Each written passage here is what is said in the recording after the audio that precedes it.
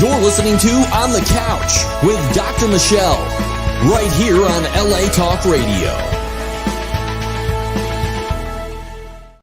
Hey, welcome everybody. You are officially on the couch, as you always are. Here with me, Dr. Michelle Cohen. We are Wednesday, Pacific Standard Time, 12 noon. And there goes my desk jiggling. Okay, there. Welcome everybody. So nice to have you here. We're going to be talking about one of my favorite subjects today, relationships, specifically toxic relationships. And we have talked about this in the past, but my special guest, who we're going to talk to in just a bit, has written one of the best books on understanding toxic relationships, where they come from, some of our early environmental trauma, and how we can deal with those, possibly get out of those and work through our own stuff in order to understand them. And, you know, a lot of us, or maybe some of our best friends, have suffered from a lot of emotional instability or toxic relationships. It doesn't have to be abuse physically. It can also be emotional abuse. As a matter of fact, that's one of the most common types of abuse that we all deal with, as my special guest psychotherapist will tell you about. But this book that we're going to be talking about is the best one that I've read. Let's bring her on, Jamie Mahler, right now. Jamie, nice to have you with me. Hello. Nice Hi. to be here. Oh, man, what a great book. I'm telling you, you put so much into this. Here it is. Woo. Yeah, we have twinsies. Let's do it, twinsies, girl. Here we go. There it is. Okay, there you go. All right. Now, it's called Toxic Relationship Recovery. Oh my gosh, what a great title. Your guide to identifying toxic partners, leaving unhealthy dynamics, and healing emotional wounds after breakup. This is the one of probably the most thorough books I have ever read on helping you better understand the dynamics of toxic relationships, folks. How to spot, and you didn't really say that N-word much. You didn't say narcissist. I didn't say the narcissist. Not as much. Not as much. I think it might have slipped once. We were trying to figure it out. I was like, it might be in there once, but we're not really. I was like, I tried not to say it yet. The narcissist word did not come out, and I was very proud of you, because it's so easy for us to say that, right? So, yes, it is. Good for you. So we're going to talk more about the book and how to spot folks who are pretty toxic to us and how to heal, etc., as I said in the intro. But first, let me give your bio to folks out there, because you are rocking it, girl. Jamie Mahler is a New York psychotherapist, mental health educator, relationship specialist, trauma specialist, and she's behind the popular Recollected Self social media brand. All right, you gotta do that, guys. You gotta recollect yourself, you know. Jamie's therapeutic education on trauma and toxic relationships has gone viral on TikTok. Come on, you have had to see her. She's all over the place. Instagram, she's on YouTube, millions of viewers and likes, by the way. Jamie's also a noted mental health contributor for outlets like USA Today. I'm sure you've seen her on NBC News, Bustle, Insider, a lot more. So anyway, we're going to be talking about her latest book. And also she has a popular mental health podcast called Unlearned. Yeah. As in, you got to hear and learn about this stuff. Yeah. And things we can't unhear anymore. Yeah. You got to learn and unlearn things. There you go. Exactly. Well, bravo on this book. And I'm blown away, and I'm really happy to give this book to a lot of my clients or patients, you know, because these are questions that they're asking every day in my therapy sessions. Right. That need to be answered, and they are being answered in your book. So well, I love to find out more about people and what's within them who are offering these gifts to all of my listeners. So what was it that made you personally decide to write this book? I've been through quite a journey myself. So I like to actually really use that as a vehicle to destigmatize this type of conversation, right? Begets trauma, and when we don't unlearn and we don't untangle some of the complex things that happen to us, it really can turn into toxic traits, which in turn turn into toxic relationships. And what my real passion, I tell some people the background of this story is I really wanted to, if you talk to my publisher, they'd be like, wow, you wanted to shoot the moon. I basically wanted this chapter to be, partner, workplace, sibling, family, mentors. Like I wanted every chapter to be like a section of someone's life, and then see all of the ways those different elements can show up in people, right? The toxic traits. Sure. And my trusty publisher was like, great idea. That book is like it's not possible, but they were basically saying, let's just focus on one thing right now, and maybe whatever. So we focused on intimate partnerships, because honestly, if you look at the pop culture right now, if you look at friends and family, yes, of course there's toxic workplaces and families and different systems that are going on. But one of the things that hits home for all of us, quite literally home, is who we live with, who's our toxic partner. And so that really did hone it in for me. They were like, stick to it, put your head down, finish that book. And that's kind of the story behind it. I really, I have a lot of, history with some of the systems that I was exposed to and my own traumas, but I channeled a lot of that and I put it into the partnership model. And that's what we got. We got the Toxic Relationship Recovery book. Yeah. It was awesome. Great. Isn't that true? I mean, when we're writing a book or a blog or any kind of piece or talking about it on the air, it's usually because we have suffered those relationships, or we've been in that situation. We're like, whoa, that's why I have become a psychotherapist or a psychologist or whatever, because I really want to find out why I bought into all that. And also, it's like, why I feel like I'm going crazy. Right. So, exactly. Good for you. I mean, one of the coolest things, I just got interviewed. I don't know if you followed the story about the NXIVM cult, but I didn't even put this together until, Good for you. So actually, if you turn the book around, Sarah's that in the vow. She's the woman that was the whistleblower of NXIVM. And I didn't put it together until she was blown away. I was humbled. I was like, whoa, Sarah, like you really resonate with this. Right, exactly. She put it together for me, for people who've been in high demand control groups or cults. She's like, this book needs to be in their hands. And it's the more the book is, getting into people's hands, the more it's evolving into like, oh, wait, maybe the substance abuse community could use this. And maybe the cult community, like recovery, could use this. And I'm like, you know what? I welcome it all, but also I'm so happy to hear that it is written in a way to be relevant to more than just, well, I hear this, I love my partner. I don't see any problems. Should I pick up the book? And I've had so many people reach out to me that they're like, I'm starting it. I love my husband. I don't have the healthiest family, and it's really helping me. So I love hearing that. I love that they're able to kind of do that deciphering themselves. Exactly. And they're able to extract the information they need. Yeah.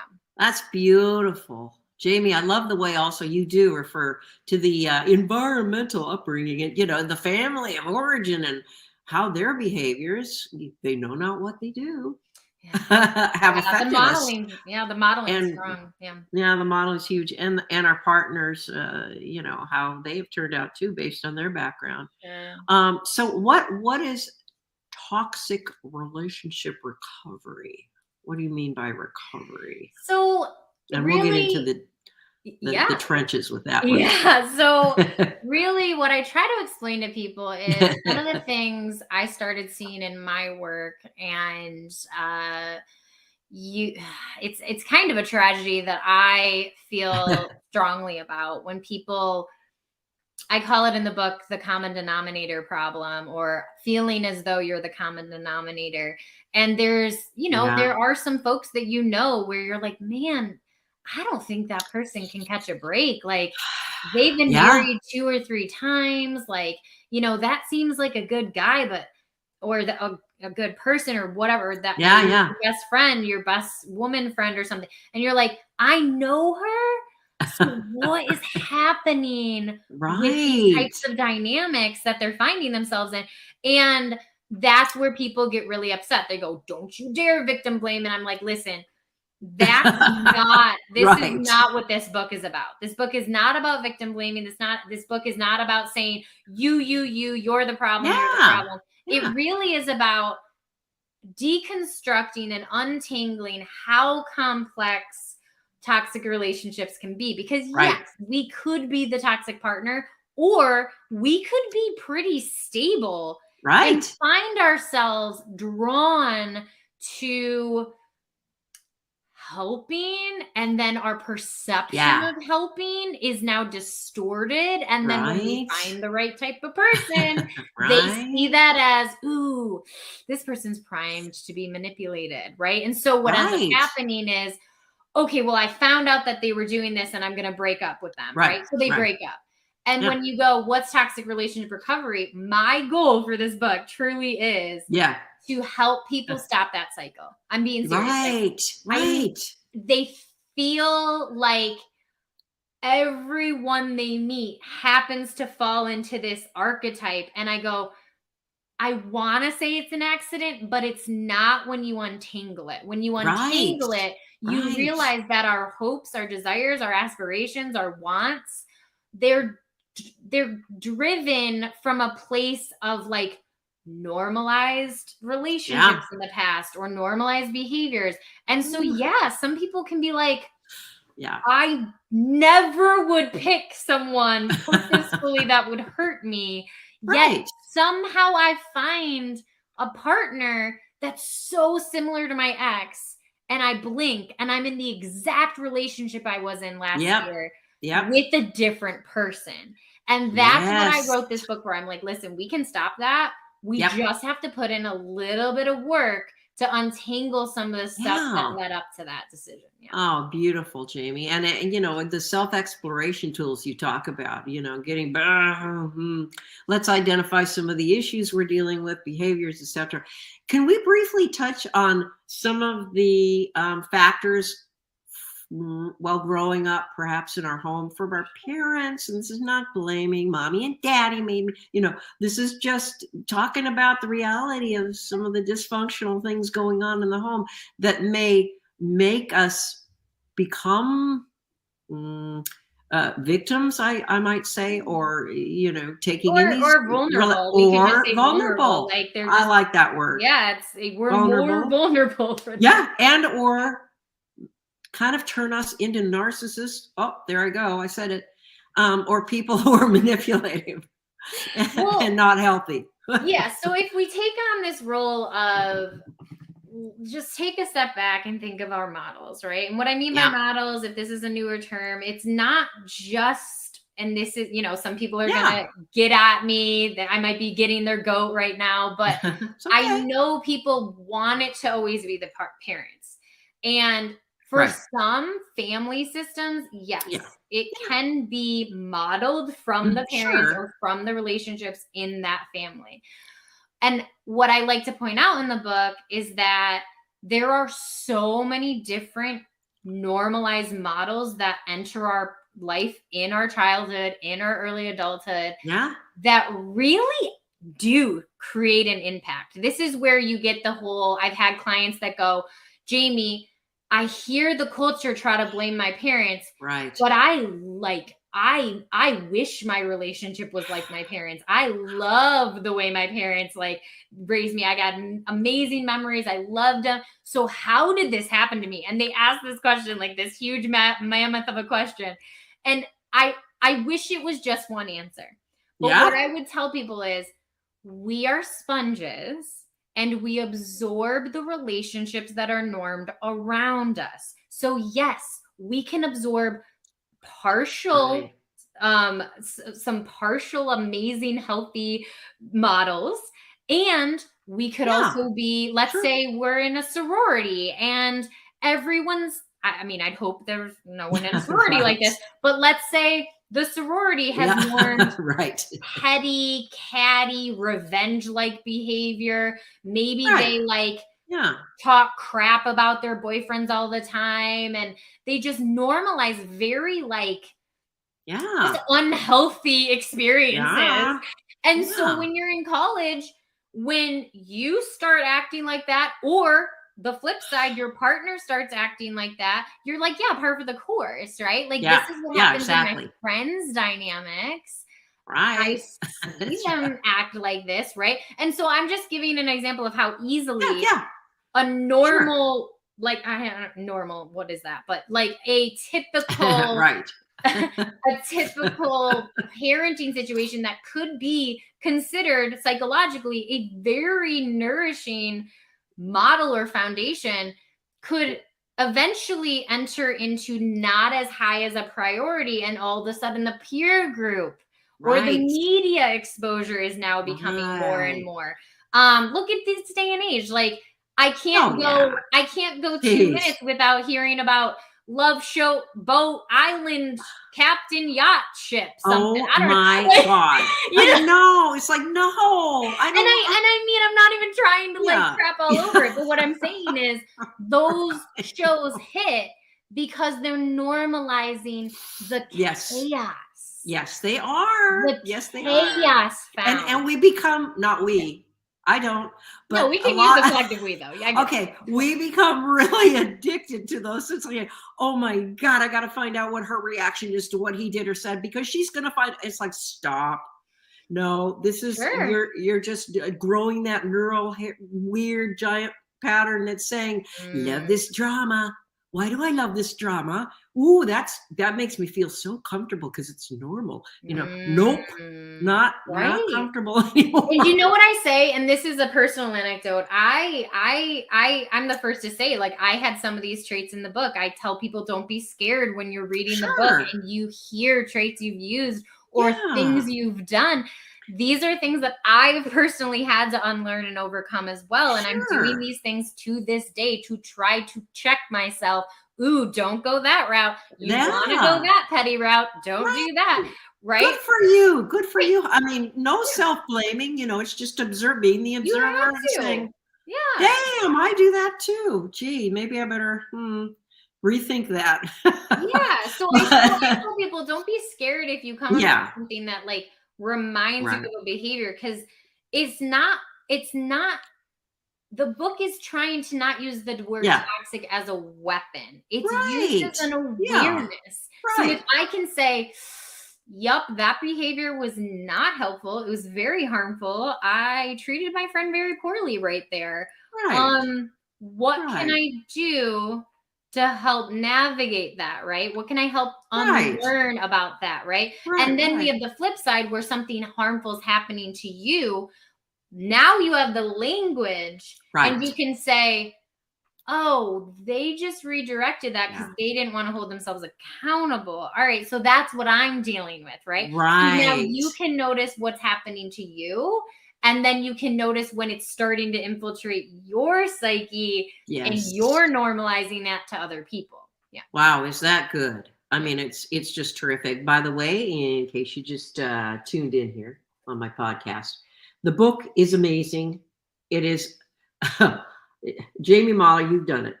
Aww. Toxic relationship recovery. It helps you really recover. It gets into all the weeds about how to identify, which we're going to do in just a bit, how to identify toxic partners' behaviors and our own behaviors in reaction to that, as well as what we've done for so long in order to,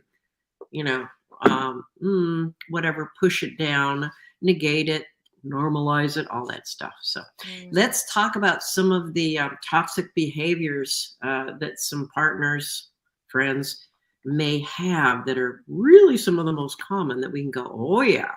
I mean, this is why I tried to write the book almost for the spectrum we see of toxic traits, because yes, we can see the most extreme of the extreme where the horror documentary series get made out of them, right? Or we could see what I would call more of like the practical side of things. Like, and I don't want to say it's Yeah. practical to harm Right. people. I'm saying it's more of what it No, feels no, like, yeah. feet on the ground, right? Lived experience. Right. This is what it feels like in Yeah. the typical experience. And so what that would look like would be, I mean, I'm just gonna rattle off a few. Let's go. Yeah. But for example, passive aggressiveness, instead of trying to dialogue about a conflict, being just going and beating around the bush, refusing to, maybe both parties are doing this, refusing to acknowledge the elephant in the room. There Right. is a conflict, there is a tension, we are having a hard time, someone is going through an emotional like roller coaster, Yeah. and nobody wants to talk about it, right? So Right. some of those behaviors, while people are like, no, I'm just being avoidant, I don't really want to deal with that, I go, it can turn toxic when you are purposefully not Right. allowing the conversation to move forward, which is what we see in Right. some of these examples in the book. And Sure. for anyone who's tuning in, that's where I think the book shines. It does put your feet on the ground in people's living rooms when they're fighting Yeah. or Yes. dialoguing. And I give examples of like, Yes. hey, this person came home late and they're having a hard time with it and they're being passive aggressive. What does that look like, right? Oh, Right. well, your dinner's cold. Yeah. Your dinner's cold. What do you want me to do about that? You know, like that. As Right. something simple as that. People are like, Right. oh my God, I've done that. I'm like, listen, Yes. don't be scared. Don't Right. be scared if you said it. Yeah. I've Yeah. done these things too. Right. Yet, what if there was a better way to dialogue that pain point? We can talk about, and I use this word in the book, Mhm, thematic mhm. depth. We can go to the depth of the pain Yeah. and we can extract the theme. So Right. what are we talking about? Are we talking about cold dinners, or are we talking about maybe the person you're married to is struggling with work-life balance and they're spending Right. 65 hours at work, Right. and Right. you need to have a dialogue about how that's impacting the relationship. Right. Right. Exactly. So what That's was that? huge. We Huge. we distilled down the point, we went to the deep, we extracted the theme, and we were willing to dialogue about that. Right. Right? That is where Right. people can make progress. Oh, yes. Where people get stuck though, is they make it about the dinner. Right. They make it about the trash can not getting put out. Right. They make it about the dog not getting Right. fed. Right. I'm being serious. They get stuck No, for it's years. true. Yes. Years. About, Yeah. well, it's just the trash. It's the trash can. It's Right. every time and I go, do you not feel respected? Does this not feel like a mutual shared relationship? Right. What's the theme Yes. that's getting pulled out of that? Yes. But then if they don't see it, how could your partner see it? They Right. just think, man, she Hmm. really cares about this trash can, right? Right. Like if you don't see it, Right. they're Right. probably not going to also get there either. So Right, some of exactly. this is a both and I use that word Right. a lot in the book. It is a Right. both and. It's both the Mhm. partner Absolutely. asking themselves, wait, maybe I am not being respectful when I come home from work, don't say a word to her at all, and go up in my room. Like Yeah. maybe that isn't helpful to the Yeah. relationship, right? Yeah. And Yeah. then the other partner going, maybe it's not about the dinner. Maybe I need to try to figure out what's going on and where I feel disrespected. And this Mhm. book gives you that Yes. language. Yes, exactly. It's that So you language could, we need. yes, it's like go and really explore a little deeper about where these, the surface complaints are coming from. What is that? Sure. What's the real inner, feeling that you're experiencing? So let's take that scenario and we'll have the person coming home really late who sort of does that maybe a little too consistently. Right. And you've made the dinner and you say, "Oh, yeah, the dinner's cold." What if that person has got other things that they're not telling you about? Maybe cheating, Sure. or they just don't care about you or the dinner. They're going to do what they want to do. So I'm talking about toxic partners specifically. Yeah, exactly. What if they don't have a hard time with work-life balance? They're out drinking with their friends and going to clubs or whatever, and they're married or living with someone. So Let's talk about some of those harmful, sort of toxic behaviors, Right. such I as mean, gaslighting, passive yeah, aggression, testing oil, overstepping boundaries, all of sure. those kind of things that we see in Sure. those. I mean, because there's the everyday surface level stuff, and then Yeah. there is getting to the point where the relationship is starting to actually crumble already. And of course, when it's crumbling, people are going to turn to drinking with their friends, maybe another person. And, Yeah. a lot of people are like, deal breaker, deal breaker, deal breaker. And I go, I know nobody wants to hear this. It sounds very Esther Perel like, but I Yeah. say, Right. listen, we do have to dialogue about this relationship is in a state of like, it's starting to disintegrate. Okay. So when that happens, we have to, it's very tricky. We almost have to, I love her terminology.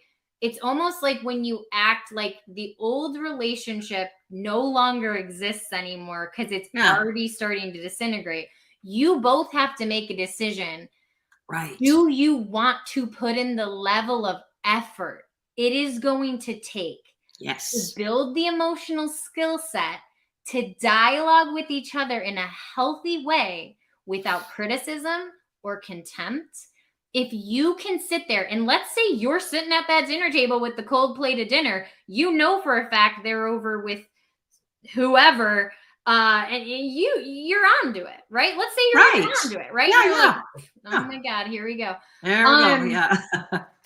And yeah, maybe you've even alluded to the fact, maybe you've used passive aggression to be like, yes, you sure have an interesting scent of cologne on or something. Like, do you see what I'm saying? Like, Right. you Sure. could Sure. could use that counter skill. You're Right. using a counter, right? You're using the Right. passive aggression right back. Yeah.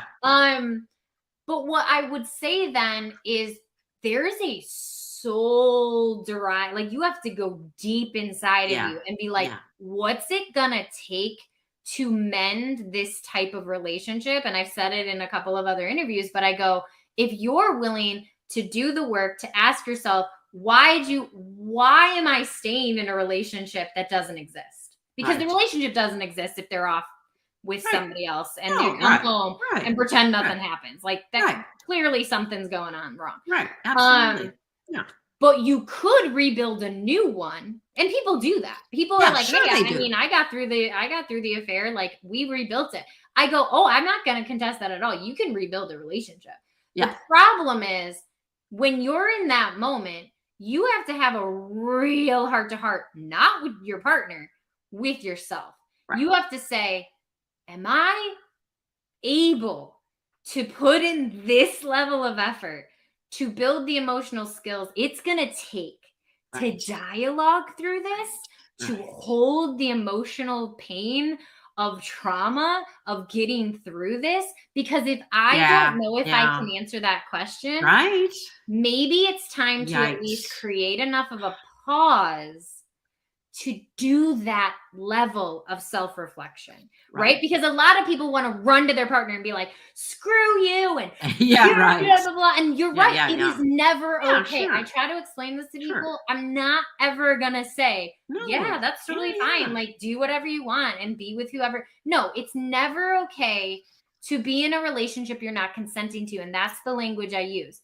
Right. When you are in a relationship where someone's lying about finances, lying about sleeping with someone, lying about saying they have a job and they don't have a job, right? Right. Lying about paying the mortgage. Right. You Right. are in that relationship in a fully informed state. Yes. You are existing in that house thinking the bill is paid because they're in charge of the finances. Yep. You are coming home and making dinner thinking that they're not sleeping with someone in this case, and you aren't consenting to that, right? So when I tell people you never deserve to be tolerated and you never deserve to be in a relationship, No, exactly. you don't consent Right. to.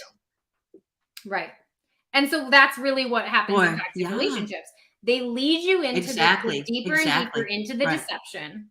They can go deeper and deeper, and they might even really commit. They might be like, you got to cover for me, and I got to do this, and don't, redirect the bank calls if there's a financial problem, right? And I sit there and I go, yes, that's derived from their own trauma. It's derived from their own shame.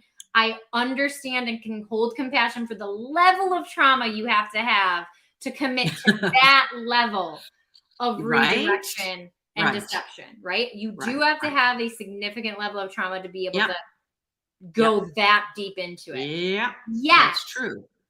Yeah. This is a both and. There is a person on the other side of your behavior that's enduring the implications of that deception. Absolutely. And so when we're untangling this, and when you're like, well, what would you say? I would say, yes, if you come to the conclusion where you're like, I would like to try, this is what I would tell that person. I would say, it's not always about run, leave. You always have to leave. Right. Sometimes you're not going to leave. Right. But what I will remind you is there's proof in the pattern. Yep. And I can expand on that, but there's proof in the pattern of the behavior. Right. And you are who you continue to be. Yes, exactly. You are who you continue to be. Right. Ooh, that was always so humbling for me when I was Yes. But when I teach that now, you are who you continue to be. So when someone comes at you and says, I'm going to change, I get it, I understand, I know, I'm going to stop, I'm not going to do that anymore, I'm not going to call you a curse word in the middle of our fights anymore, I'm not going to throw the lamp, I'm not going to cheat on you anymore. Okay, that's fine. And you know what? There might be people that go on and cheat a few more times or whatever.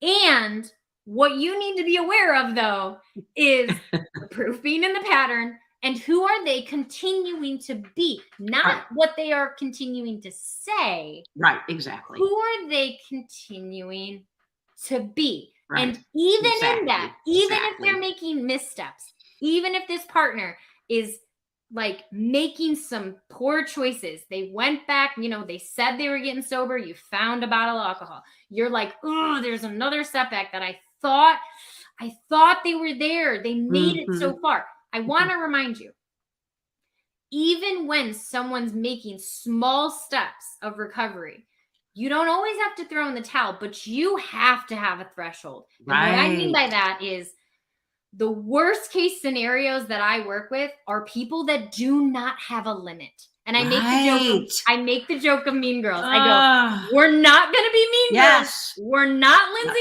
Lohan. Right. The limit does not exist. There is a limit here. There is. Mean Girls. Yeah.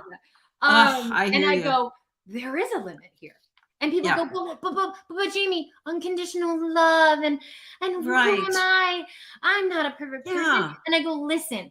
Right. You have to have a threshold of the way someone's going to treat you. Right. So if someone continually calls you the C word while you're fighting, or continually refuses to help themselves get to a point of recovery, we have to take that seriously. Exactly. And that's what I mean by the threshold question. I go, sometimes, this is in the book, I can't quote the page, so I'm not there yet, but whatever page it's on, I call it recalibrating your threshold. Yep. Because when you go in through this trauma cycle and you get deeper into the relationship, your threshold gets too high. You endure too much. There's too much abuse. There's too many emotional clips. There's too many things getting thrown at you. Yeah. And your threshold gets too high. So at this point, we have to recalibrate. We have to actually, like a machine, say, wait a minute. Wait, these numbers are off. Right. This keeps happening. I mean, and I'm sure you have had patients who come to you, and as I have, and it's like, well, let's just use he as the perpetrator, the perpetrator, as you say, precipitator, right? And the tolerator.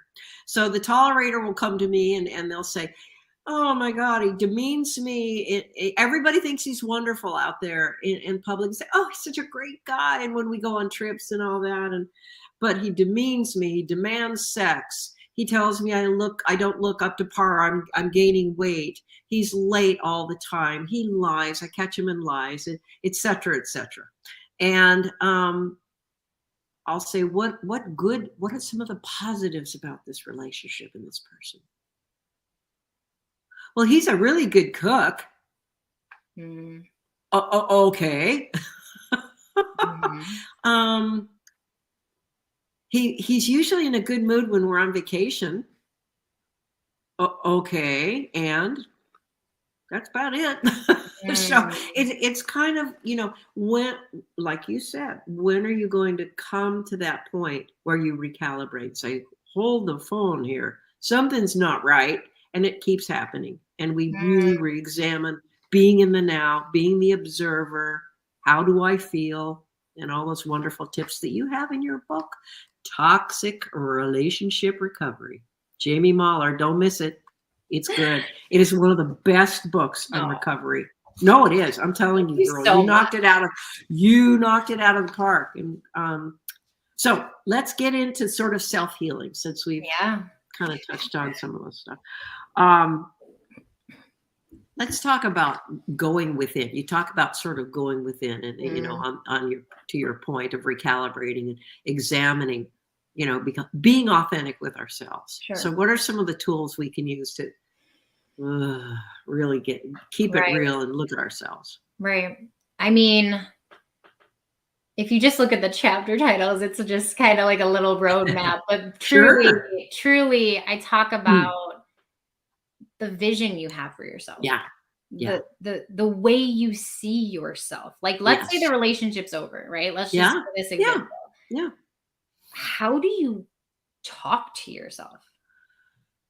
What does your inner narrative Right. sound like Yes. when you make a mistake, when you drop a glass of Yes. water, Right. right? When you walk in front of a mirror, when you just don't accomplish something fast enough. What is your inner dialogue? Because Right. I tell people in this book, the saddest thing I see is when people get out and they're still stuck in a toxic relationship with themselves. Yes. It's Boy, is that true. tragic. Boy, is that It's true, Jamie. Yeah. tragic, right? Yeah.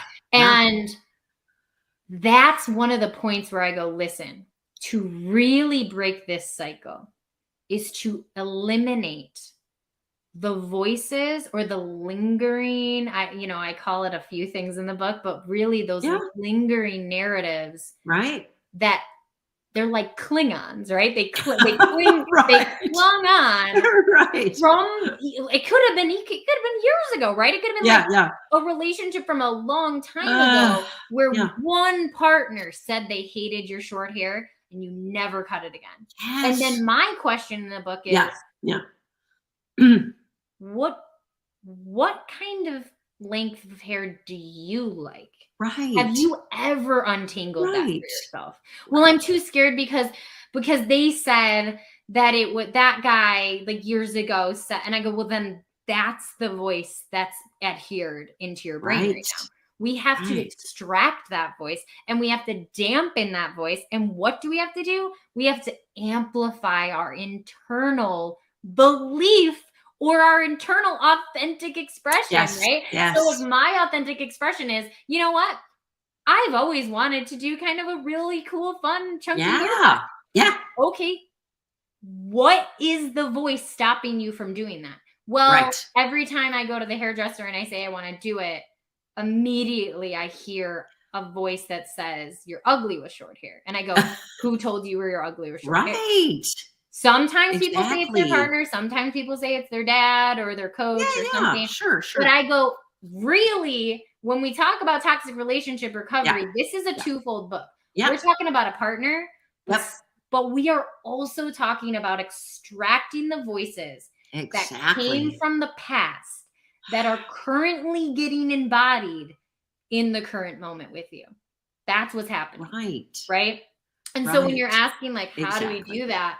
I mean, you were talking about some people to get to the point of like breaking up or to get to the point of like never repeating the cycle. I made a post on this, and usually you hear this terminology around substance abuse, but I'm using this terminology around that toxic trait, the recovery from that voice that's in our head. And I use the word rock bottom. I go, you know, when we don't have a threshold, we're going full force toward rock bottom. And when people are like, what is our rock bottom? Right? Like, what is our rock bottom?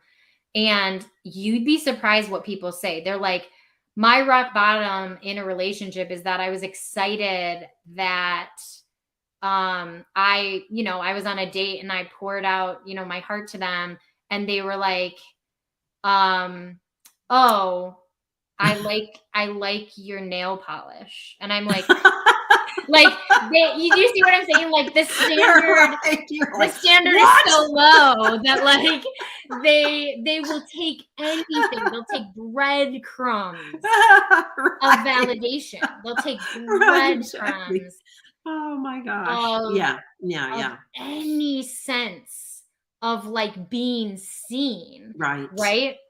And I go, listen, like if we're at rock bottom, I fully believe that sometimes we're not meeting the worst of ourselves. I think we're meeting the best version of ourselves that finally is speaking and saying, you deserve so much more than this feeling. Yes. People go, I met the worst of myself. And I go, I don't think you did. I think if you take that voice and you know that voice goes, you are so much more valuable than this moment. Yeah. That is where you can make a shift. Right. What great advice, Jamie. That's amazing. You know, a lot of people, you know, that's called crazy making, you know, all about that, right? Because when we're in a toxic relationship with someone, we begin to doubt ourselves. Ooh, maybe I am not good enough. Maybe I am too fat. Maybe I am, God, maybe there is something, you know, the gaslighting. Wow. When they say, are you okay? Maybe I am not like you're dramatic. Am I dramatic? Like, you know what I mean? You ask that question inside of yourself. Yeah, exactly. Right? And so yes. And that's what part of your book tells to folks, to work through that inner self, you know, to restructure who you are. What do you want? And my point to that also was sometimes we get so covered over with that, I guess, hypnotist who's trained our brain patterns to be that certain way. And I'm sorry, but we've allowed it. But we don't know what we want. Oh my gosh. And you have such wonderful ideas to discover who we are in your book. I mean, really, let's go within and sort some things out and love that which you are and be okay with it and stop using those little, you know, messages that person in that toxic relationship was giving you and stuff that came from the past, you know. So we're just about out of time. Yeah. I knew this was going to race by because I just, you know, I have so many great questions. No. But you have so many great answers. Just, oh, wow. Anyway, what is the best way that viewers and listeners can find out more about you and get in touch with you and get your book? More importantly, get your book. Here it is. Yeah, so you can learn more about me. I offer a bunch of different programs. I have some coaching programs. I have some peer programs. I have some amazing resources. If you want to work with me, people think it's not possible to work with me more personally, and it is. Sure, you just have to kind of go into my website, look and see what's offered. Yeah. And so recollectedself.com is my website. And all of my handles on all the socials is the same, Recollected Self. And then if you would like to buy the book, you can find it on Amazon. You can find it in person at Barnes & Noble. It's online in Barnes & Noble. You can also find it at Books A Million or Target.com. I don't think it's physically in the Target yet, but it is on Target.com. So yeah, if you want to learn more or if you want to dive deeper into my, you know, the radio kind of side of stuff, I do have my podcast Unlearned.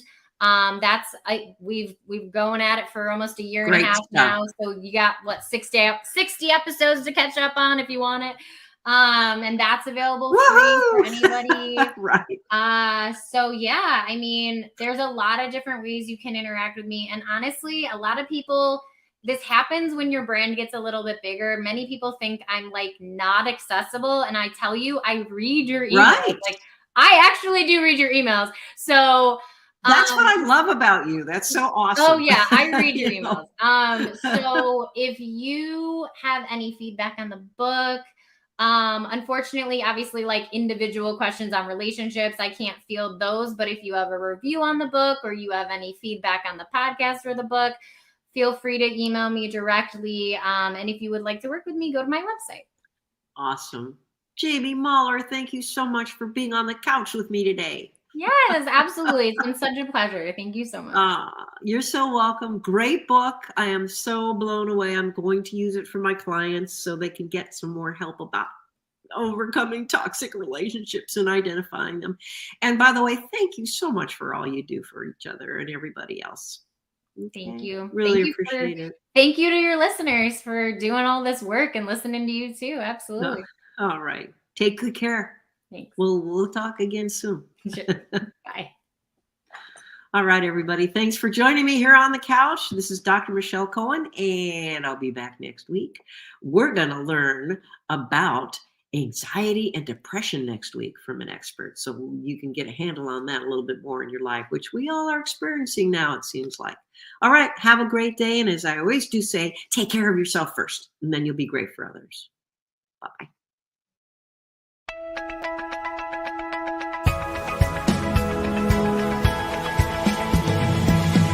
You're listening to On the Couch with Dr. Michelle, right here on LA Talk Radio.